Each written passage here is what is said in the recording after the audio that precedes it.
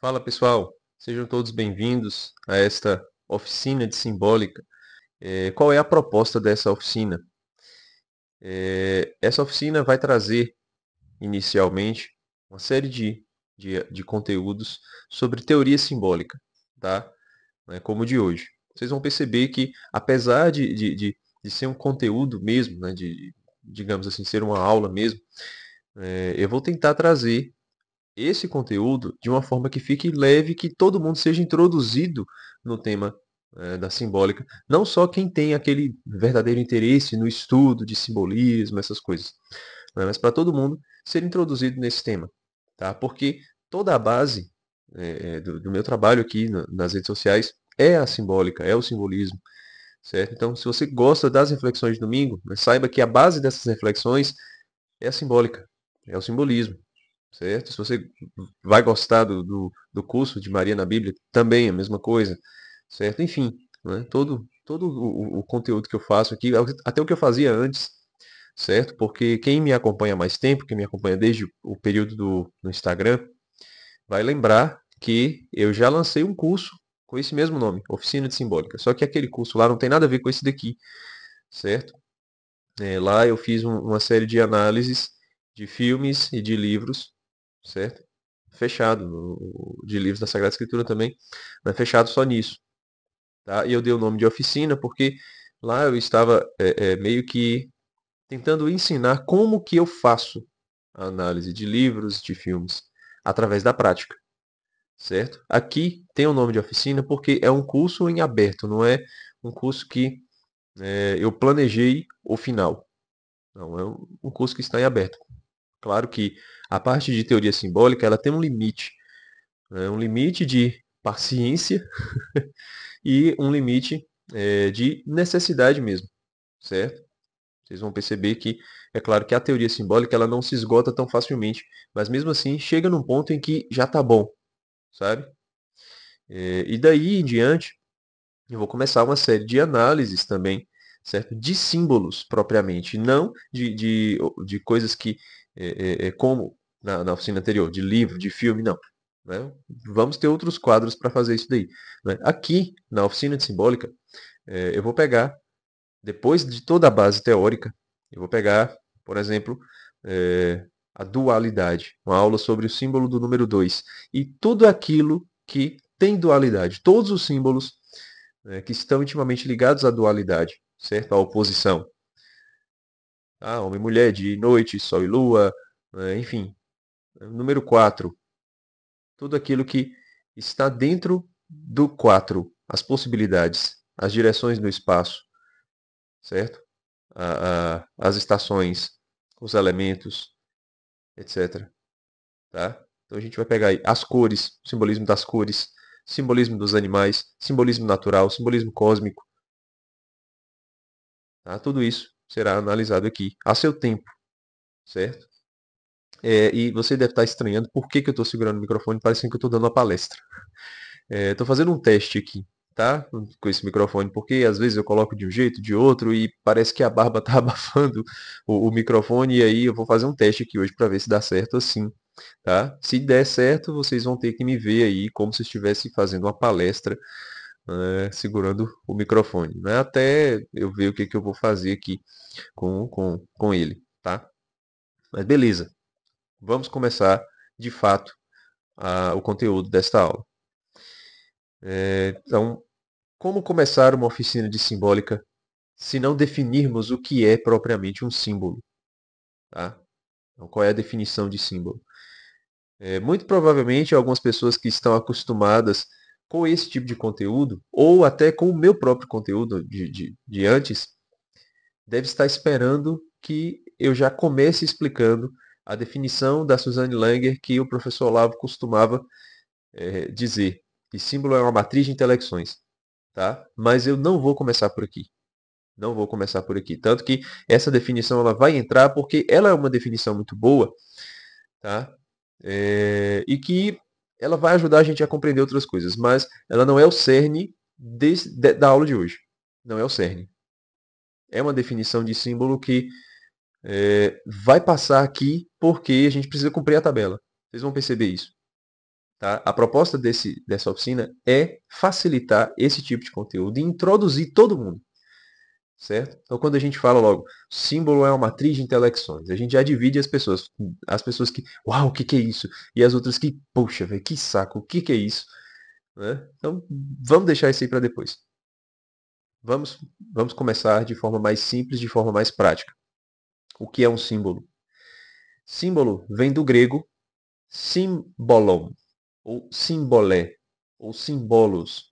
Tá? Todas essas palavras, elas têm ali a ligação do sim e do bolos, ou do bolé. Essa palavra, ela significa juntar, ou pegar junto, certo? Colocar tudo junto. Esse é o sentido dessa palavra grega, tá? E aqui a gente já tem um norte, né? Como assim pegar junto? A gente pega junto o símbolo e seus significados, todos os seus significados. Tudo aquilo que ele está dizendo de si mesmo, tá? Mas para facilitar ainda mais, vamos entender como que os gregos usavam essa palavra. Essa palavra era usada para uma espécie de moeda que os gregos partiam no meio. E quando se parte um metal, ele não fica retinho, né? Fica com algumas imperfeições que só a outra metade é capaz de unir para formar a moeda inteira, tal como era antes. E essa moeda partida era dividida, uma parte para um amigo e a outra para outro amigo, né? Como um sinal de amizade, certo? Sinal de amizade, ou sinal de uma mensagem que precisava ser transmitida, certo? Pessoas que iam ficar muito tempo sem se ver, e aí, muitos anos depois, onde está o símbolo que uniu a moeda e tal? Aquilo como pessoas da minha geração e da minha geração para trás viram com muita frequência aquelas medalhinhas de coração que as pessoas partiam, né? Tinham uma banda do coração, um pedaço do coração ia para ficar na corrente de uma pessoa, outro em outra. As gerações mais novas, eu acho que não viram isso, né? E se viram foi pouca, né? Eu acho que isso caiu em desuso. Então isso é uma espécie de símbolo, uma espécie de símbolo, onde uma pessoa tem uma parte e um outro tem a outra parte. E a gente junta essas duas partes, a gente está provando que, esta pessoa aqui é o meu amigo de não sei quantos anos atrás, certo? Ou então é o portador da mensagem de fulano, certo? Esse tipo de coisa. Então, o símbolo, ele é uma espécie de pedaço que eu tenho, certo? Um pedaço que eu tenho, que se une a um pedaço faltante, a um pedaço que não está presente. E eu preciso pegar junto essas duas coisas, certo? Eu preciso completar, se eu tenho um pedaço do símbolo, se eu tenho um pedaço da moeda, eu preciso completar, ao menos imaginativamente, a outra metade, certo? O símbolo é isso. Não só a moeda em si, não só aquele símbolon usado pelos gregos, mas o símbolo geral, o símbolo como um todo. Quando a gente fala de simbolismo das cores, certo? Como que a gente vai entender o simbolismo de uma cor? A gente precisa pegar o pedaço da moeda que eu tenho, né, sei lá, o vermelho. Então eu tenho a cor vermelha, eu quero entender o simbolismo da cor vermelha que é usada, sei lá, numa roupa, numa veste sacerdotal. E aí qual é o pedaço faltante desta cor? Onde esta cor se encontra no mundo material? Naturalmente, e não feita como no tecido, né? Não tingida, não pintada, naturalmente. Qual é o pedaço faltante? Eu preciso identificar, eu preciso procurar na natureza, certo? Ou na minha memória, onde é que a cor vermelha está naturalmente. É num fruto? É no sangue? É no fogo?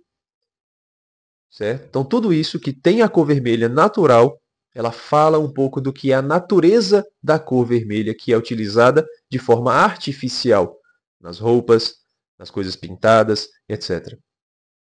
É mais ou menos assim, certo? Então o número 2, né? Eu tenho aqui na literatura um exemplo de uma coisa que vem duas vezes, né? Ou o número 2 que aparece. certo? Na Sagrada Escritura. Então, cadê o pedaço faltante? O que é dois naturalmente? Quais coisas são duplas naturalmente? São gêmeos, irmãos idênticos. São os opostos, o dia e a noite, porque não existe uma terceira coisa, né? É só o dia e a noite. É só o claro e o escuro. Quando o sol nasce, o sol se põe. Então são os opostos, certo? Então esse é o pedaço faltante que a gente precisa completar. É mais ou menos por aí, tá? Uma definição de símbolo que eu gostei bastante, né, apesar de ser uma definição limitada a um único campo de atuação do símbolo, é a definição do Bernard Lonergan, que é o sacerdote jesuíta e filósofo, autor do livro Método em Teologia e do Insight. Ele diz assim: um símbolo é a imagem de um objeto real ou imaginário que evoca um sentimento ou é evocado por ele. Um pouco complexo, né? É uma imagem, vamos lá, é uma imagem real ou imaginária. E esta imagem, seja real, seja imaginária, ela evoca um sentimento em mim ou ela é evocada por um sentimento. Certo? Essa definição ela está limitada ao símbolo enquanto simbolismo psicológico, certo? E a gente vai ver aqui no decorrer da oficina que o símbolo ele não está limitado ao campo da psicologia, certo? Não existe só o símbolo no imaginário, certo? A gente vai ver que antes de existir um símbolo no imaginário, a gente precisa de um símbolo natural. Mas se a gente for parafrasear essa definição do Lonergan, a gente vai compreender muito o que é um símbolo de fato. Então vamos lá. Um símbolo é uma imagem. Ele já começa assim. O que é uma imagem? O que é uma imagem? Imagem aqui não é só aquilo que, por exemplo, você está vendo ao olhar para o seu celular, o computador, agora me assistindo, certo? Não é só esse tipo de coisa. A imagem não é só um desenhozinho que eu faço, não é uma foto que eu tiro, não. Imagem aqui é tudo aquilo que está sendo captado pelos meus sentidos, certo? Vamos estender isso aqui. Imagem é tudo que está sendo captado pelos meus sentidos. Então, a imagem visual, né, aquilo que eu estou vendo. Né? Então, tudo aquilo que eu falei antes é imagem. Mas o som aqui é também uma espécie de imagem, certo? Estou estendendo para a gente compreender o que é símbolo. Então, os sons, certo? A textura das coisas que eu capto com o tato, certo? O sabor das coisas, o paladar, certo? O cheiro das coisas. Tudo isso é imagem, enquanto símbolo é uma imagem, certo? Porque tudo isso é símbolo. Os cheiros são símbolos, as texturas são símbolos, os sons são símbolos. Né? Agora eu estou gravando pela manhã. Provavelmente você está escutando aí os passarinhos cantando. Tá ouvindo? Não sei se vai dar para ouvir por conta do microfone, né? Que ele isola um pouco os sons externos. Mas quando eu gravava sem esses microfones, né, pegava muito, né? Os passarinhos de manhã, ou os grilos à noite, né, pegava bastante aqui. Então esses sons, eles também são símbolos, certo? E eles também são imagens, para a gente entender a definição do Lonergan. Tudo aquilo que é captado pelos sentidos é imagem, tá? É imagem. E esta imagem, né, este símbolo, pode ser real ou imaginário. Pode ser real ou imaginário. Então, por exemplo, quando eu disse que o símbolo, a imagem, é aquilo que você está vendo aí na tela do celular. Né? Falei primeiro que não era e depois que era, enquanto símbolo visual, imagem visual. Certo? É uma imagem real. Porque, raio, você está me vendo aí. Né? Se você estiver olhando para a tela do celular, você está me vendo. É a imagem real. Certo? Falei do canto dos passarinhos. Né? Se você estiver conseguindo ouvir aí, é uma imagem real. Tá? A imagem real, porque você está ouvindo e né, eu também estou ouvindo, é passarinho de verdade, tá cantando. Uma imagem real. Ou uma imagem imaginária. Imaginária. Quando eu falei de uma roupa vermelha de um sacerdote, você pode ter imaginado né, uma casula de um padre, certo? Você pode ter imaginado né, uma roupa como a de Gandalf, né, um Gandalf vermelho, um mago vermelho, né, ou um sacerdote, né, antigo, de qualquer outro tipo de religião que tenha um sacerdote que use vestes diferentes, vermelha. É uma imagem imaginária, certo? Isso aí é um símbolo imaginário. Quando eu dei os exemplos também, né, dia e noite, né, com certeza você imaginou, né, o sol nascendo, né, o dia brilhando, né, ou a noite escura. Né? Quando eu falei também do fogo, do sangue, de uma fruta vermelha, você imaginou isso. Tenho certeza disso. Né? Tenho certeza que você procurou na sua memória alguma imagem de tudo aquilo que eu falei, de tudo aquilo que eu mencionei aqui. Então, tudo isso é imagem imaginária, certo? Foi real no momento em que você viu esta imagem que está armazenada na sua memória. Tá? Então, é uma imagem real ou imaginária. E continua o Lonergan. Que evoca um sentimento ou é evocado por ele. Que evoca um sentimento. Tá? Sentimento aqui, a gente vai estender, a gente vai profanar essa palavra, certo? Para a gente entender que não é apenas um sentimento como o próprio Lonergan coloca no livro. Né? Ele se fecha em símbolo psicológico, então ele fala de sentimentos mesmo, certo? De alegria, de tristeza, de raiva, né? Enfim, de todas as coisas. Mas eu não vou falar só disso, não vou falar de sentimento, mas eu vou falar de uma espécie de percepção, tá? Que seja. Então, que evoca um significado, ou que é evocado por ele, certo? Vamos falar assim. Então, é uma imagem real ou imaginária que evoca um significado ou é evocado por ele. Exemplo, como é que um símbolo evoca um significado? Nos exemplos que eu dei aqui anteriormente, eu estava evocando um significado na sua cabeça. Estava fazendo você pensar naquilo que eu estava dizendo. Certo? Então o símbolo foi apresentado a você e esse símbolo evocou um significado em você. Certo? Evocou um significado. Você percebeu alguma coisa, você imaginou alguma coisa. Certo? E aquilo que eu estava querendo que você imaginasse. Tá? Uma espécie de analogia, qual é o significado que eu quis evocar em você? A analogia, perdão, entre fogo, sangue, fruto vermelho e veste do sacerdote. Uma ligação entre essas coisas, certo?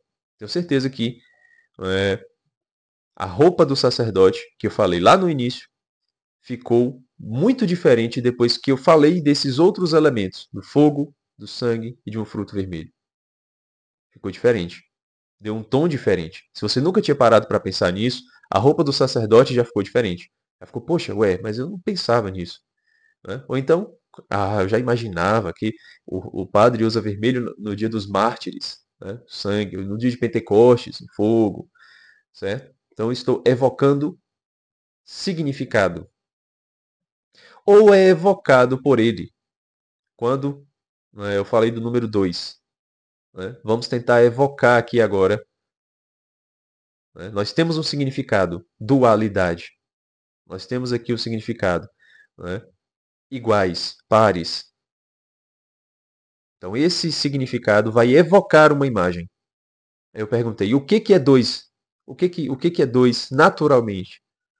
Né? Eu tenho um significado, agora estou evocando o símbolo através desse significado. Estou evocando uma imagem. Então, eu fui vasculhar na minha memória as coisas que eu sei que são dois naturalmente. Certo? Então, o símbolo é uma imagem captada pelos sentidos, seja esta imagem real, que se me apresenta, certo? Ou imaginária, e que evoca um significado ao ver, ao entrar em contato, ao se lembrar, ao imaginar, ou que é evocado por este significado. Então, eu tenho um significado e agora eu quero vasculhar os símbolos. Tá? Essa definição é excelente, excelente, porque aqui a gente já sabe que é um símbolo. Tá? Eu não preciso mais falar do significado da definição da Suzanne Langer. Não preciso. Claro, eu vou usar para estender ainda mais o símbolo, certo? Mas veja que só aqui a gente matou a charada. E olha que eu não dava tanta atenção assim para essa definição do Lonergan, porque eu não entendia direito. Né?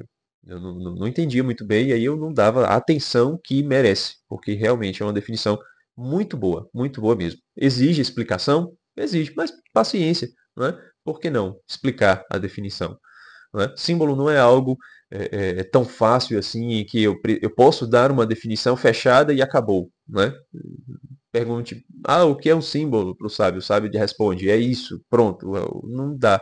Né? Todas as definições que eu encontro de símbolo, elas precisam ser explicadas, porque o símbolo, ele é uma coisa que, é aquilo que o Mário Ferreira dos Santos fala no seu Tratado de Simbólica.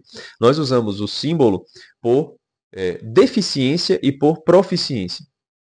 A gente usa o símbolo porque a gente não tem uma linguagem suficiente para falar de verdades complexas. Então é por deficiência na linguagem. Tá? Então o símbolo ele é para facilitar. E ao mesmo tempo a gente usa o símbolo porque a gente tem proficiência, a gente tem eloquência, a gente tem cultura. Né? Não estou falando que eu sou um gênio, não estou falando que eu sou intelectual, não estou falando nada disso. Mas eu estou querendo dizer o quê? A gente usa o símbolo porque o símbolo ele é também complexo. O símbolo ele foi feito para facilitar a linguagem daquilo que o Mário Ferreira diz, né? A linguagem das religiões, a linguagem da mitologia, a linguagem dos ritos, né? A linguagem da criação, mas ao mesmo tempo, ela não é, o símbolo, ele não é tão fácil assim. Ele não é tão fácil assim. Quando Jesus ensinava em parábolas, o que Jesus estava fazendo? Ele estava ensinando em símbolos. As parábolas são tipos de símbolos, certo? Para facilitar a compreensão, sim. Mas ao mesmo tempo, Jesus disse assim, né, lá no Evangelho: Eu te louvo, ó Pai, porque escondeste essas coisas dos sábios e entendidos e revelaste aos pequeninos. Então, os sábios e entendidos também não pegaram o símbolo. O símbolo foi para facilitar e ao mesmo tempo para dificultar. Por isso que as definições de símbolos, elas, claro, ajudam, mas elas precisam ser explicadas. O símbolo ele é para facilitar e para dificultar ao mesmo tempo.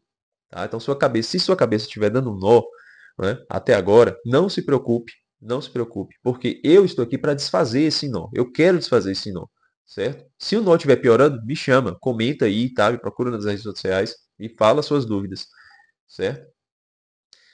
Porque pode piorar. Brincadeira. É, Agora sim, o que é a definição da Suzanne Lang, que o professor Olavo gostava muito e é a que ele usava sempre? O símbolo é uma matriz de intelecções. Matriz é uma sede, certo? A matriz, né? Qual é a matriz da empresa, certo? É a cabeça, tá? De uma série de intelecções, certo? De conexões com o intelecto, de significados. Logo, um símbolo, ele é uma rede, né? A cabeça de uma rede empresarial, onde ela tem várias filiais, onde ela tem vários significados, várias possibilidades de significado. Vamos voltar ao exemplo que eu citei.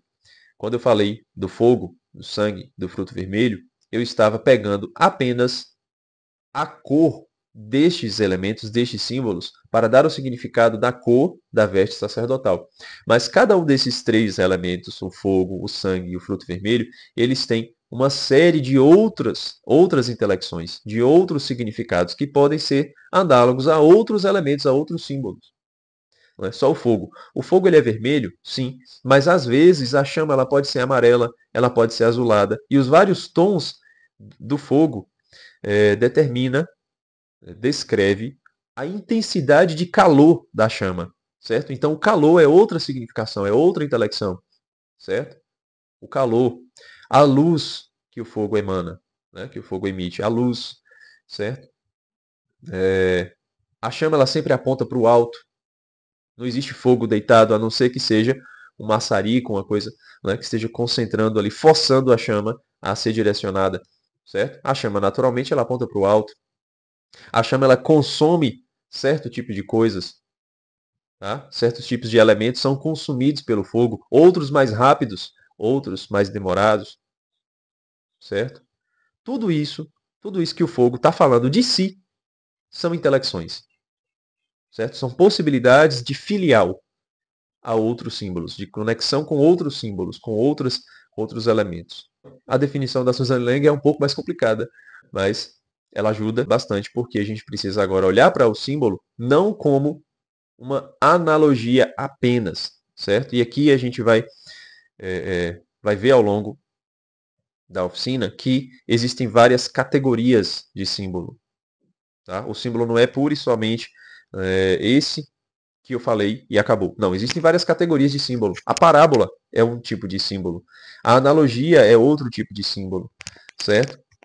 Então existem várias categorias. E aqui o René Leal, nesse livro aqui, A Ciência dos Símbolos, tá? Que eu tenho um PDF impresso, ele tentou fazer isso, claro, não com o intuito de esgotar, não com o intuito de esgotar a coisa, mas ele tentou classificar os vários tipos de símbolos, né? As categorias dos símbolos. Ele fala do sinal e símbolo, analogia, sintema, alegoria, tipo e só. E aí dentro dessas categorias existem outras coisas, né? Como dentro da alegoria tem o apólogo, a fábula, a parábola, a divisa, o emblema, já cansou, né?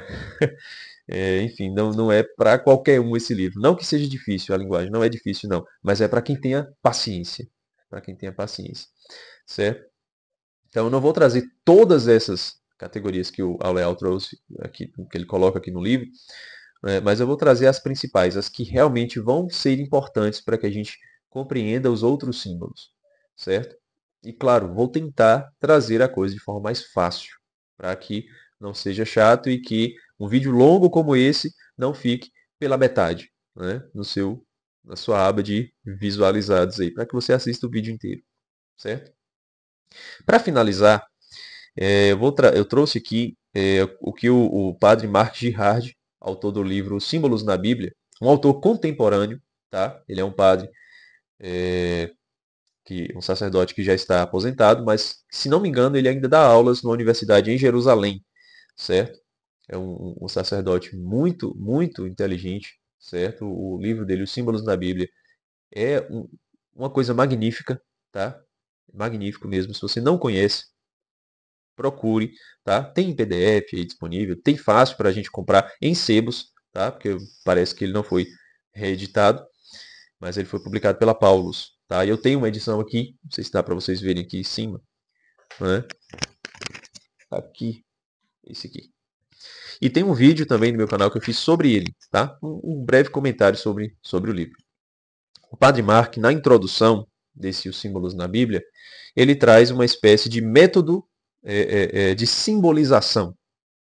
Método de simbolização. Ele vai explicando também algumas categorias de símbolos, e as categorias dele são bem interessantes, tá? São mais fáceis, são menos cansativas do que a do Auleal, tá? Apesar dele usar do René Auleal também como base, certo? Como bibliografia, mas ele traz esse método de simbolização. O que é o método de simbolização? Ele diz assim, que o símbolo é um pouco daquilo que eu já falei aqui também.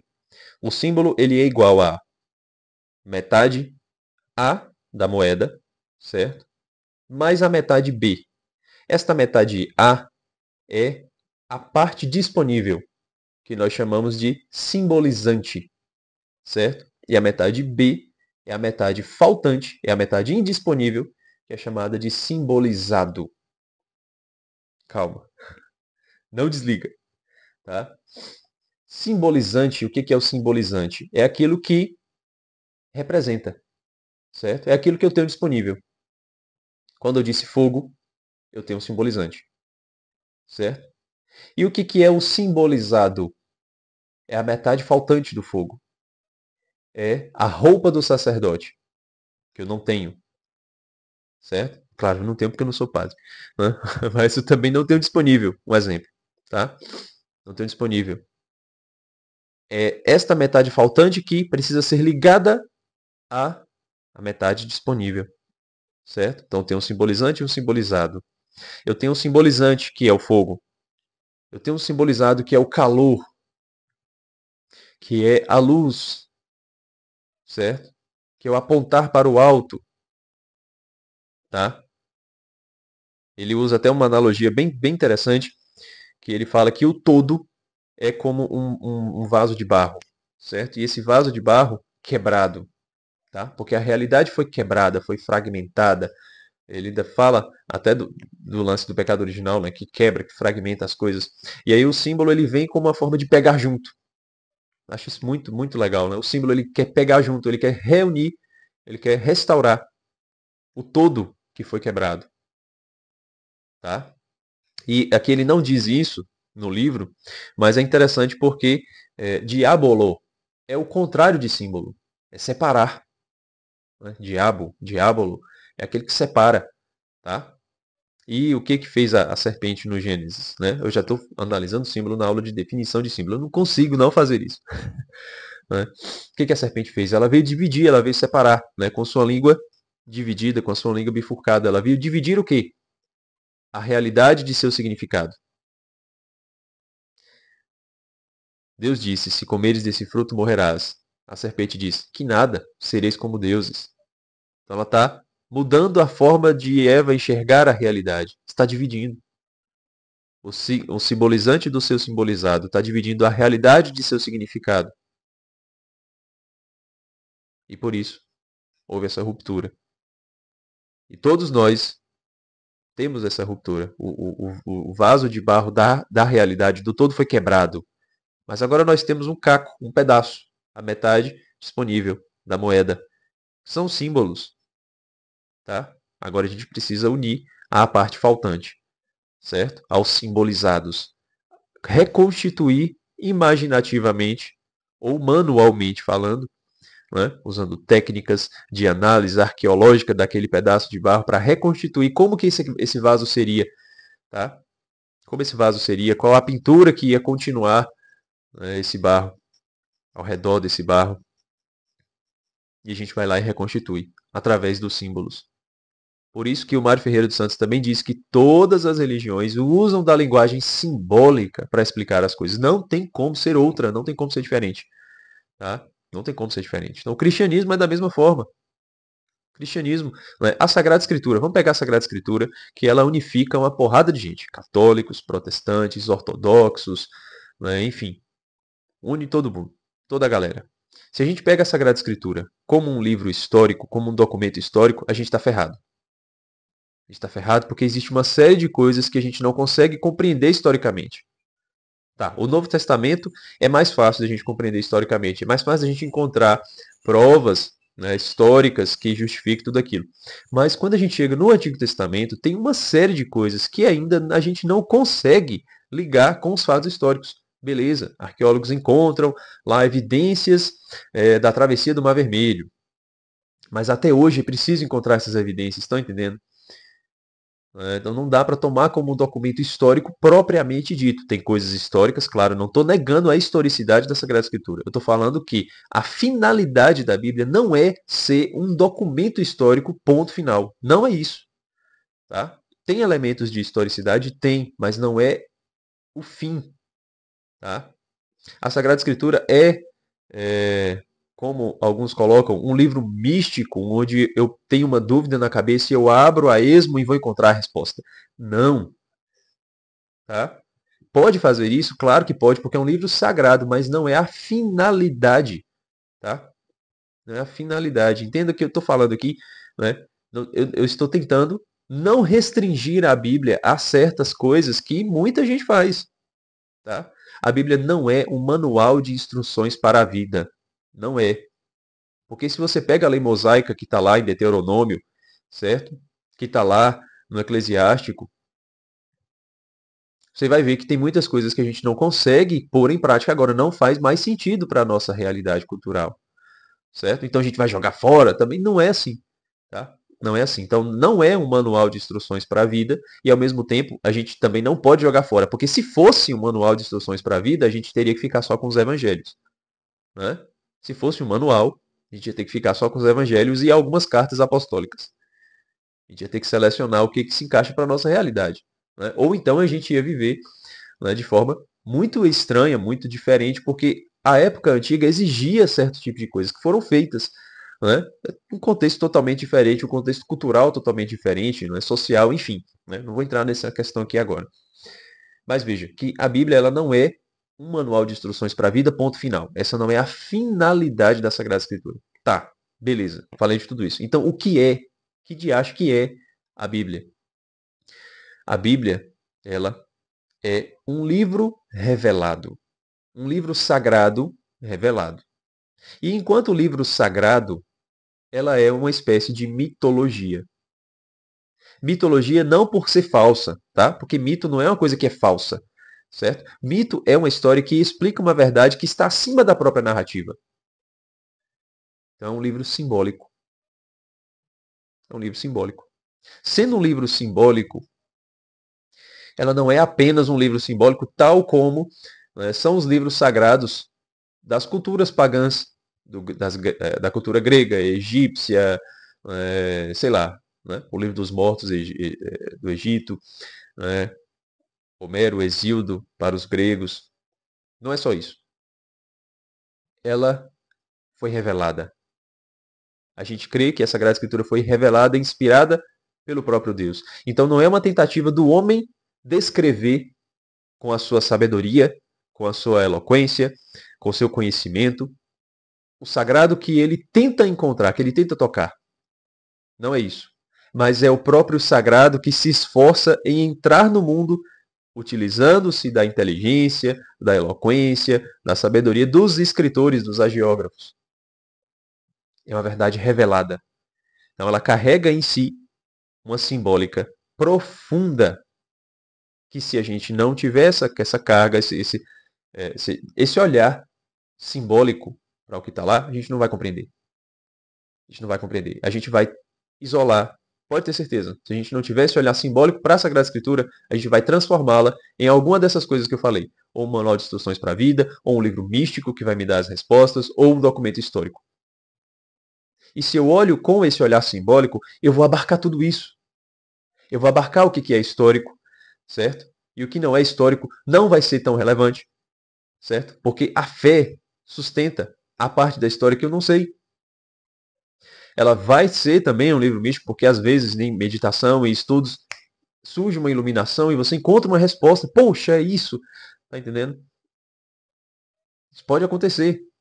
E, claro, você aprende muitas lições, porque existe a interpretação moral da Sagrada Escritura. Mas se ela fosse um manual de instruções para a vida isoladamente, eu teria que levar ao pé da letra tudo aquilo que está sendo dito. Mas se eu olho com um olhar simbólico, eu aprendo o que a moral da Sagrada Escritura se encaixa e se enquadra naquilo que é a moral social, que precisa ser corrigida, é claro, né? Não vai se adaptar ao mundo moderno, não. Mas ela vai entrar como um antídoto no mundo moderno para mudar aquilo que precisa ser mudado. Certo? É mais ou menos por aí. A linguagem das religiões é uma linguagem simbólica. A linguagem da Sagrada Escritura é uma linguagem simbólica. Então, nem falei de ritos, né, de sacramentos, porque isso ia isolar muito o público. Tá? Os protestantes não têm essa ritualística, essa simbólica. Tal. E como é que como é que o protestantismo vai beber dessa simbólica de uma religião? Porque a religião ela tem linguagem simbólica. Na Sagrada Escritura. Né? Na Sagrada Escritura.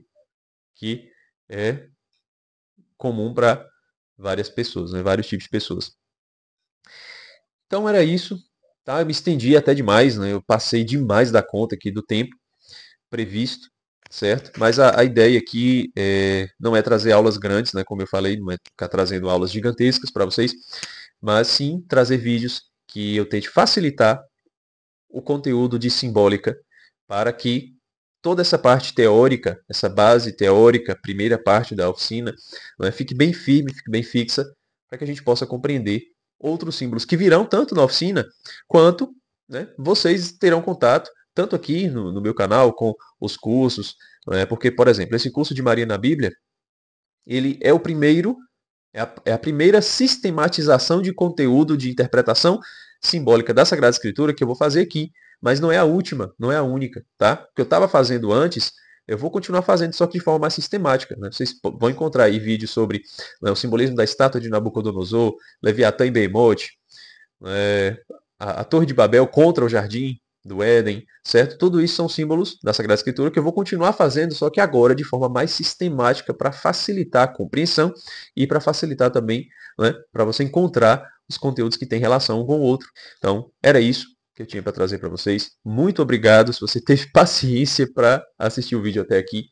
tá certo? E não percam os próximos vídeos desta oficina, tá certo? Um abraço e feliz ano novo, tá? Esse é o último vídeo do ano. Feliz ano novo para você e para toda a sua família. Que Deus abençoe cada um de vocês, tá certo? Um abraço e até o ano que vem.